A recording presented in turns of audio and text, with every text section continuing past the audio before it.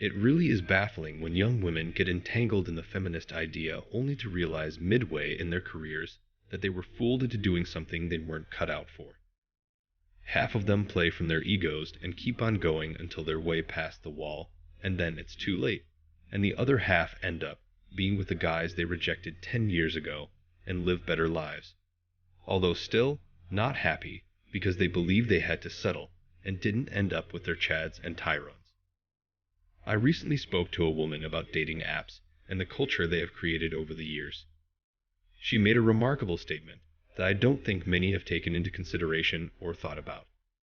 It was an entirely different perspective, and I must say I was caught off guard. She said, "You know, those dating apps are designed to keep people single."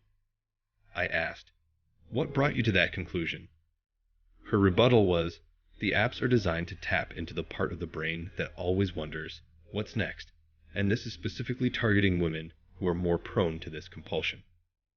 This resonated with me greatly because if we look at what is being discussed in the dating community, it's all about women wanting to find the next best thing, or in this case, the next best man. This cycle just keeps going on and on until they enter their midlife crisis. I don't see this changing until women become so desperate they decide to change their own outlook. We are nowhere near that point because, let's face it, women will always have an endless supply of men to choose from. They might now be who the women want, but they will always be there waiting. Most of us call them simps today, weak men who don't have it in them to stand up for themselves and throw their entire lives away to please women and get the once-in-a-blue-moon fun time in bed with them. That's all these guys live for, and the women know it and exploit it to the best of their abilities. They seem to think that the government can step in and pay for anything, but don't understand that when that happens, inflation pulls down the value of labor. In 1970, when the U.S. went off the gold standard to pay for Vietnam, the space program, and the war on poverty, generous welfare payouts to people who don't work, inflation soared, and it no longer became practical for a man's income to support an entire family. Now women have to work alongside men whether they want to or not. Sure, hypergamy will make those women want higher income men, but market conditions are making it harder for the average man to be that high earner. Essentially, women are voting for more equity, but have no interest in dating a man that they have any equity with. Democrats pretend to be the party of empathy, but exercise zero empathy for working people in their policies. One thing that confuses me a lot is when I hear from my friends who are dating, and they tell me about what they talk about with a woman on a first or second date. It's like the woman always wants to start talking about money immediately, then lays out a list of things she expects, such as things the guy needs to do, gifts she wants, and so on. What in the hell is happening in the world? I'm pretty sure that if you are on a first date, and a woman is bringing up finances and relationship expectations, you can just get up and tell her that you're not interested anymore and walk away. It's an obvious sign that this woman is trying to use you to set herself up for Easy Street, and she's not even trying to just have fun with you. Feminism has turned women into selfish robots that are set to seek and destroy. If they can't spend the first few dates with you just enjoying each other's company and the moment, then they are incapable of a relationship. Over the past several years, since women have been crying about the false pay gap, I have not up to this point ever seen anyone pose the question to them to name one company doing it. I think that's all going to take to shut them up, is for them to name a company and prove they're doing it. And again, women can't back up their nonsensical beliefs, but only berate you for not believing them. The worst part about the modern feminist route is not only did you dilute the work pool, so workers have to beg for jobs, we all now have to work longer hours to make the same in a market that is starting to see $1 million for a house as the entry level. And they will still complain that it's men's fault. It's so weird how they demand careers and then turn around and complain that they require work. Meanwhile, if someone told me I could stay at home with my kids or work for some boss who doesn't give a single F about me, I'd never choose the second option. They don't even realize how well off they were doing the jobs they're biologically and emotionally suited for. Caring and nurturing. being kind, feminine women of a healthy society. Before, when women couldn't work, her husband had to protect and provide her with everything she wanted. If she earned any money, it was untaxed and only belonged to her. The only thing that was required was for her to do housework.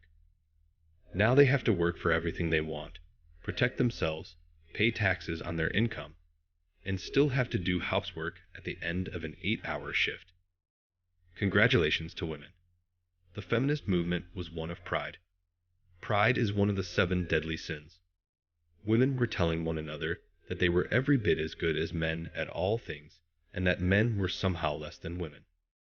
Flash forward 50 years, and we see that message has created very confused women. Now they are getting what they fought for, and they are seeing the enormity of it. Uninformed decisions often have such outcomes. Feminism is a gift for men. Instead of working 10 hours a day to support a wife, I can put my resources into investments, focus on hobbies, help out my friends, and occasionally have a fling. Isn't that infinitely better? To modern women, when you approach them, you're a creep. When you don't, you're weak. What do they want? Why don't these strong, independent women approach men? They don't want to be rejected.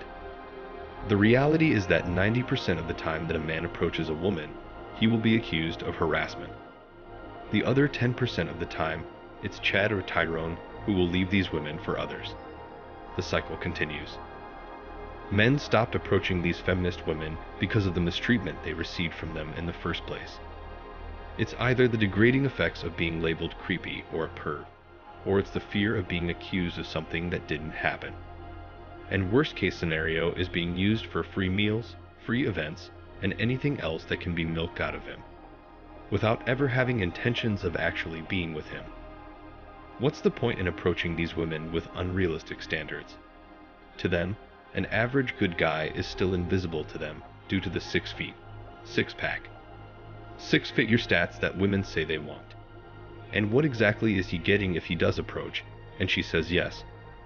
A well-ran through high body count woman that is entitled to everything you have or will be. Verbally, mentally, and physically neglected when she doesn't get her way, and a very high chance that she will not be loyal to him. These women always have a foot out the door for the better option. Men do not want to be an option. Men either want true commitment, or they want none of it. And right now, they have opted for the latter.